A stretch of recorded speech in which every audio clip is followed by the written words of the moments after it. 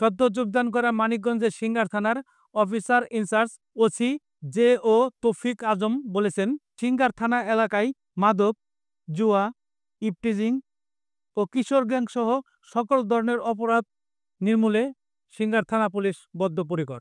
যে কোনো মূল্যে সিঙ্গার থানা এলাকা থেকে সকল ধরনের অপরাধ নির্মূল করা হবে। সিঙ্গার থানা এলাকায় যে সকল ইটভাটার মালিক ও ইটভাটার ব্যবসায়ীদের বিরুদ্ধে কঠিন ব্যবস্থা নেওয়া হবে। তিনি গত ৯ মার্চ রবিবার বেলা ১১টায় সিঙ্গার থানা ভবনের ওসির অফিস কক্ষে সিঙ্গার প্রেস ক্লাবের সাংবাদিকদের সাথে মতবিনিময় সভায় এসব কথা বলেন। এ সময় তিনি আরও বলেন, যোগদান করেই বিভিন্ন দিক থেকে অভিযোগ পাচ্ছি, বেপরোয়াভাবে ৩ ফসলি জমি থেকে মাটি কাটা হচ্ছে। উপজেলা প্রশাসনকে সঙ্গে নিয়ে মাটি কাটা রোধে দ্রুত অভিযান পরিচালনা করা হবে। এজন্য স্থানীয় সাংবাদিকদের সহযোগিতা কামনা করেন তিনি।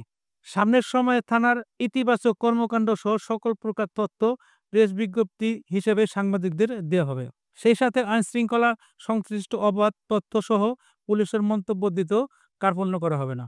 এ সময় সাংবাদিকদের মধ্যে বক্তব্য রাখেন প্রেস ক্লাবের সভাপতি ও দৈনিক নয় দিগন্ত সংবাদদাতা সোহরাব হোসেন, সাধারণ সম্পাদক ইনকিলাব সংবাদদাতা রকিবুল হাসান বিশ্বাস, প্রতিষ্ঠাতা সাধারণ সম্পাদক দৈনিক ভোরের কাগজ প্রতিনিধি মাসুম বাদশা, প্রেস ক্লাবের যুগ্ম সাধারণ সম্পাদক ও আমার দেশ প্রতিনিধি আব্দুল মোতালেব, কোষাধ্যক্ষ ও দৈনিক মানবকণ্ঠ প্রতিনিধি মুস্তাক আহমেদ, ধর্ম বিষয়ক সম্পাদক ও দৈনিক সংগ্রাম প্রতিনিধি আল্লাহ তারিক বিল্লাহ খান, সাপ্তাহিক সময়ের সাথে পত্রিকার প্রধান সম্পাদক মোহাম্মদ জয়নাল আবেদিন ও প্রেস ক্লাবের প্রচার প্রকাশনা সম্পাদক ও দৈনিক আমার বার্তা পত্রিকার প্রতিনিধি ইয়াকুব হোসেন মোল্লা।